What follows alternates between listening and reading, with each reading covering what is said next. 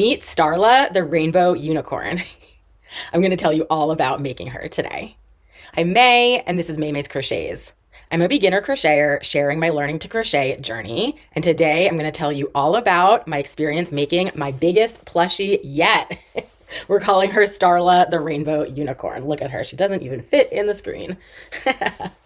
So I got this pattern, the rainbow unicorn pattern, off of the Premier Yarn website. I've been using a lot of Premier Yarn thus far in my learning to crochet journey, and I came across this pattern early on, and I just thought it would be super fun to make because, you know, who doesn't want to make a rainbow unicorn? So I actually have another video that I put out a number of weeks, if not months ago, about my initial experience making the, I think really just the head and maybe some of the body, using Premier Parfait Chunky Glitz yarn, which I had chosen to use. The pattern itself actually recommends using, I think it's some type of velvet yarn, maybe Premier Retro Velvet yarn, but they have this Parfait Chunky Glitz that I was super excited to try. It's really hard to tell, but there's sparkles. Oh yeah, you can sort of see them. There's sparkles in that white yarn when they kind of hit the light right, and you can see in the blue and just a little bit in the yellow. Yeah, it's coming across a little bit. So I wanted to use the Parfait Chunky Glitz yarn. So I have this other video where I talk about my experiences using it. Not the best, not my favorite yarn, and I talk in detail in that video, but I have some here too. Here's the blue, and you can see very easily if I just kind of go like this, it just all comes off, right? So making a magic ring, really hard. Sewing on pieces with this yarn, really hard. Really not ideal. And it's so funny because it's Parfait Chunky Glitz, and I've now used regular Parfait Chunky a little bit, and it has not been this bad. I guess it's something about the glitz, the sort of metallicness of it, or I don't even really know.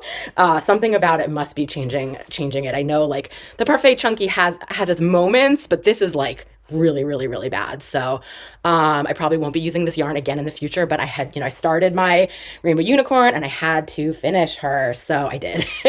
So actually, once you get going with the crocheting, it's not too bad, and it has that kind of nice soft texture that's kind of pleasant to actually crochet with. So the actual like act of crocheting was fine with the Chunky Glitz yarn, but it was really the starting it off, the magic ring, and then when you like try to pull it, it breaks or it doesn't pull. So that was a real challenge. And then definitely sewing the pieces all together was a huge challenge. So Parfait Chunky Glitz, and then the mane, the rainbow mane, and also the tail, there's the tail, is made. I did follow the recommendation of the pattern with this Premier Eyelash yarn. Another yarn that I probably won't be using again. It also, so this one sheds in its own way, and I have these pieces everywhere in the end. The eyelash yarn also sheds in its own way. Let's see if I can, let's see. Okay, not too bad, but I think you'll see if I kind of like mess with the hair a little bit, we'll end up getting like just some little fluffy pieces. I don't even know if you can see that, but yeah, there we go. Like just, some fluff falling down. There we go. So not my favorite yarns by any means. Either ones of these, I probably won't use them again, but definitely a good experience to complete this pattern. Also, like the mane, it's really just you're cutting pieces of it and attaching. Can you imagine like actually crocheting with this? I'm sure people do it, but it looks really challenging. And also, again, these little pieces are going to come right off. So eyelash yarn, very interesting. So this was quite a labor of love, I'm saying. It took me quite a long time to make this pattern, partially because, have we talked about yarn chicken? We'll say I lost yarn chicken twice with this unicorn. So the white Parfait Chunky Glitz, I started off, I think, buying 2 skeins of it, hoping that would be enough. So I think I made it all the way to, I finished the head and I finished most of the body and I ran out. So then I had to do another order. I ordered 1 more skein and a bunch of other things because I, wanted to get up to my $75 for free shipping, and I'm building up my yarn stash, collecting all kinds of yarns. So I got that order. I kept going with the new white skein. I finished the body. I started the arms, and I think I probably finished one full arm and almost the second arm, and I ran out again. I don't know why I didn't realize that I should have just bought two more skeins that first time, but I knew that this is not yarn that I'm going to want to be working with again. And so I ended up not really paying too much attention or counting it up, and I only bought one, and then I ran out. So I had to then do another order for another skein of white Parfait chunky glitz. And then I also got a bunch more yarns, again, building up my stash. And then I finally was able to finish. So I was able to do it. I had one skein of the blue, one skein of the yellow. Those ones were a lot like smaller pieces. So yeah, Yarn Chicken, I lost twice. Premier Yarn is getting a lot of my business so that I could get my $75 free shipping multiple times in order to get all the yarn. This is quite a large plushie, wouldn't you say? So I'm not sure I fully realized. I knew it was going to be big, and I was just interested in trying it. And it was quite the experience. So, the actual crocheting it is like pretty standard. I am, a beginner crocheter for sure. I've only been crocheting for a few months now. But yeah, it was, largely just things I already know, a lot of single crocheting and increasing and decreasing, and really nothing too crazy, a little bit of color changing, but, nothing too crazy at all. The hardest part on this was definitely kind of assembly, putting it all together. So let me tell you a little bit about that. So you can see we've got our arms, our legs, the horn, and the ears. So I'm used to patterns. I've been doing a lot of woobles as well, and I have a full playlist with all of the woobles that I've made. And plenty of other patterns too that I've done since. When you're doing like sew on pieces, they tell you where to attach the pieces. So they say like attach the ear between, rounds like 9 and 10, 3 stitches over from the eyes, things like that. This pattern did not specify anything about where anything should be attached. Maybe it said the safety eyes. I should double check that. I think actually, I don't think it did. I think it just said attach safety eyes, sew on the horn, sew on the arm, sew on the leg. It didn't say anything about where. And so that was a real challenge for me. I had a couple of pictures on the pattern website that, the website that basically had the pattern. It had a few pictures from a few different angles. And so I tried to reference those to kind of see where to sew it on, but it was really hard to tell. And I ended up really struggling like sewing the pieces on. Also, like I mentioned, because of the way this yarn is, doing sewing and getting it through the tapestry needle and like pulling through, it would shed. So not a great experience at all. Also, just like figuring out where to attach. So like, I think I started by sewing on the head to the body. And in the picture, it looked a certain way, and it looked like it wasn't attached by like too much, like the neck wasn't too wide. And I did it once, and I ended up undoing it and trying to do it again. And in the end, I sewed like way around the neck. So a lot of the neck, or a lot of the body kind of, and the head are actually attached in the end to make it like have the head like hold itself up. Because my first try through, it was super top heavy. It was like, it was only attached by a little bit, and the head just, fell forward. It was super top heavy. And so I sort of like, I went way around like a bunch of times, kind of continuing to like widen the area to kind of sew it down. And honestly, it was the same for all the other parts as well, the arms and the legs, which also didn't say where to attach. I feel like, it just said like, close it, close the legs, sew it closed, and attach it to the body. And it didn't say anything about where. And in the picture, it looked like this really small kind of surface area between the two parts. But I kind of tried that, and it like really, felt really not secure. And so I just kind of kept going around and sewing it like tighter and tighter. For most of the pieces that I sewed on, I think I did just have like the long tail that I fastened off of the chunky glitz yarn, but there were a couple pieces that I actually pulled out regular white Parfait chunky yarn to use for sewing when I was like kind of adding on extra yarn to sew on, I think especially for the head and the body. And it was way better. Like I did not have this same shedding problem like I was saying before, like regular Parfait chunky, is a lot better, I guess. And so it wasn't so, when pulling it through, it didn't shed so much. And so that was definitely a better experience. I could have used that for all of the sewing, but it is nice when you like fasten off, the arm, and you have the extra long tail for the arm itself, and you don't have to like attach, yet another like piece of yarn. But so that was a pretty interesting experience, pretty frustrating. When I first started attaching it all, I kind of had this moment feeling like, oh my gosh, like this is just either I'm not going to be able to do this and I'm going to have to abandon it after all of this hard work, or it's just going to end up really like weird looking, not attached well, top heavy, skewed, whatever. But I guess in the end, like I just kept going, as with everything, maybe it's not 100% perfectly symmetrical all the way through. But I feel like I actually got it okay in the end. There's some little details, like I wasn't even paying attention, and I did the color change, and I told myself like, I'll put the color change, in the back of the leg so it's not as visible. And I just totally forgot. Like I was sewing it on and then I looked and it was like, oh yeah, there's my color change right there on the front. But I did not feel like undoing it, again. I just wanted to kind of finish it. So be it. It's not even that noticeable. And, I'm working on finding ways to do more better color changes that aren't so visible. But for this one, I just kind of went with the standard one. And it's not the end of the world. It did take a lot of stuffing. And interestingly, so I made the head like way back quite a while ago. And I really didn't like stuff it that much. And then I ended up stuffing the body, the arms, and the legs really, really a lot more. It did say to kind of try to keep it firmly stuffed, versus the head is really like not firmly stuffed, but I guess it looks fine. I mean, it still fills up the area. I have heard that polyfill like settles over time, and so people say that you should, stuff kind of a lot.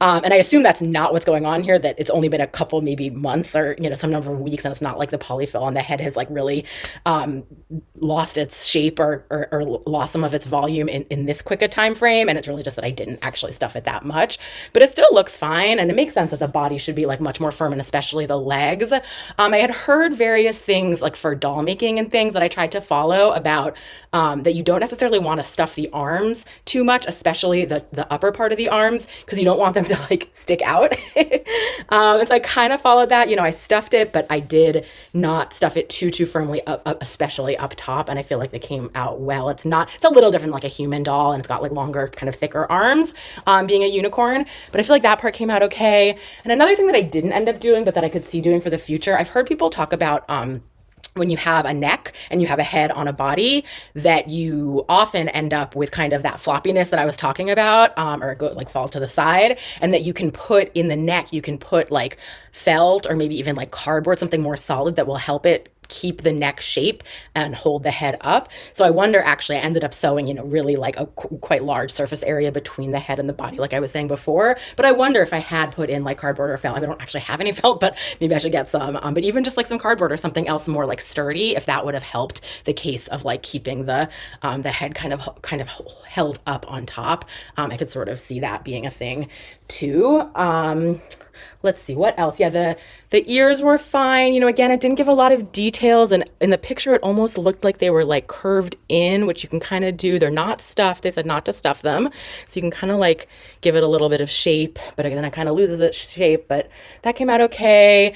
The horn was pretty standard, which was nice. I actually ended up doing it twice sewing it on twice, because the first time I felt like it wasn't like a wide enough kind of base. I've had this problem before with other projects too, where like I don't end up sewing kind of a wide enough area, and then it ends up looking more just like it's like too thin instead of like a big kind of wider spike. I had the same problem. I did a dinosaur woobles, Fred the Dino, that has like 5 spikes on the back, and I think I didn't end up doing like enough surface area for all of them. So kind of a similar issue where I realize I want to kind of like sew further out than I feel like it's supposed to be, and that ends up sort of making the surface area wider, which is good.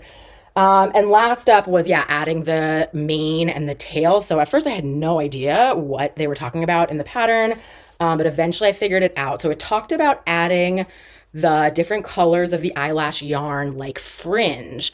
And at first I got confused. I don't know why. I've been watching some maybe like British reality shows, and in Britain fringe is like bangs. And I think maybe I thought they were talking about bangs at first, because like maybe bangs on the unicorn mane? I don't know.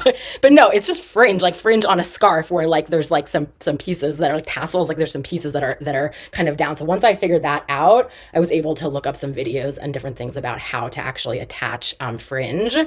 And so I did that, and it came out really, this is really what I was looking forward to the most, was the rainbowness of the rainbow unicorn. Again, not a ton of details. It gave the length of how long you should cut the pieces, but it just said like, fill it up as much as you think makes sense, or some version of that. So I think I could have gone with way less hair. I could have gone with way more hair. It didn't say anything about sort of how far down, to go. But I feel like in the end, this, looks pretty decent. It said to do the rainbow colors one by one, and I used these exact, like, I think these exact six shades that it said to use, or maybe I shuffled them around a little bit, but their example also was six shades of the eyelash yarn. And so I did that. I kind of did, pink and then orange, and I went back and filled them in a good amount. But it's kind of fun to think about. Like, another thing I think you could do would be to like mix up the different colors and have sort of a more like a rainbow mane that's got all of the rainbow colors all mixed in together. I think that might be an interesting look as well. But I think I do really like the look of sort of the rainbow, like one by one by one by one. But this yarn, I'm sure you can't see, but it's like, even just as I sit here kind of doing this, it's like it's just, there's pieces falling off, falling off, falling off. And here's the tail, which has something kind of similar. Again, I wasn't totally sure how much to do or where to put it, but there it is. I actually hadn't even noticed at the beginning when I looked at the pictures that there was a tail. So in the end, I'm actually pretty happy with how she came out. I decided to name her Starla in the end. The pattern itself didn't have a name, but I thought Starla was a nice name for a rainbow unicorn. And I will certainly be keeping her, putting her on display. I do enjoy looking at her. I do wonder about like I'm sure I would not give this to a child for a lot of different reasons. One is the yarn itself is still sort of shedding, and there's these like metallic pieces that come off, as well as this eyelash yarn. The pieces are coming off. I shudder to think about what would happen if you tried putting this in the washing machine. I feel like it would all come off. But also for sure, like a kid playing with this and the arms and just all of the attachments, I do not feel, really solid about the way any of them are attached. And I could definitely imagine an arm coming off, stuffing coming out. It feels like the arms in particular, I guess, because it's the thinnest like surface area holding it. At this point, I really did go around the head and the body a lot of times, but still, it's still not very sturdy, right? Hi. do. I could definitely see that coming off. So like, I do think that I might just be keeping this as a sort of display item for myself and not, a toy that I would want to give to a child. So good things to think about for the future in terms of like, if I were going to make a plushie to give to a kid or a baby, like what yarns I might think about using. Again, always the safety eyes consideration of not actually having safety eyes, as well as just which yarns and do they shed, and is it sewed on in a solid way? Could you put it in the washing machine? Do you feel like it's kind of a sturdy toy in the end?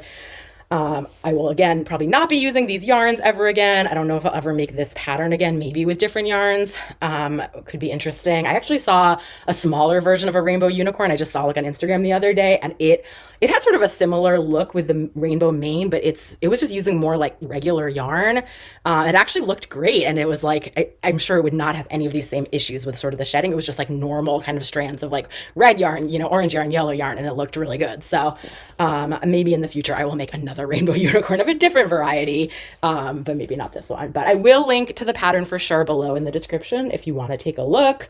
And it's certainly an interesting experience. So I was kind of looking to see like on Ravelry and things, has anyone else ever made this pattern? And I didn't come across anyone else. The only pictures I found were on the actual pattern on the website. And so I would be interested to see like other people's experience, maybe especially people who have a little more, experience than me. This was certainly a challenge for a beginner crocheter, but I just, I saw it, I wanted to give it a shot, and here we go. So Starla, the rainbow unicorn, my biggest plushie yet, one of my biggest challenges yet, and more to come soon. So I think that's it for today. Thank you so much for keeping me company, and I'll see you next time. Bye.